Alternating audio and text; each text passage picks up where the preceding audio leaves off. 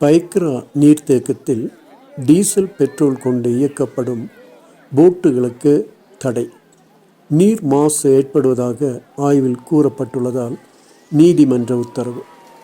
அன்றைய முதல்வர் ஜெயலலிதா அவர்களால் நிறுவப்பட்ட பைக்ரா படகு நீர்த்தேக்கம் எழில்மிக்க ஒன்றாகும். நாளடைவில் சுற்றுலா பயணிகள் கவரப்பட்டு பிரபலமான படகு சவாரி நீர்த்தேக்கமாக இது மாறி தினந்தோறும் ஆயிரக்கணக்கான சுற்றுலா பயணிகள் இங்கு படகு சவாரி செய்கின்றனர். இங்கு எந்திர படகுகள் மட்டுமே இயக்கப்பட்டு வந்தது. ஆனால் அதில் பயன்படுத்தப்படும் பெட்ரோல் டீசலால் நீர் மாசு அமைவதாக அறிக்கையில் கூறப்பட்டுள்ளது. தற்போது படகு சவாரி நிறுத்தப்பட்டுள்ளது. கடந்த 32 ஆண்டுகளாக பயன்பாட்டில் இருந்த எந்திர படகுகள் நிறுத்தப்பட்டுள்ளதால் சுற்றுலா பயணிகள் ஏமாற்றம் அடைந்துள்ளனர். இருப்பினும் மிதி படகுகள் இயக்கக்கூடிய நிலையில்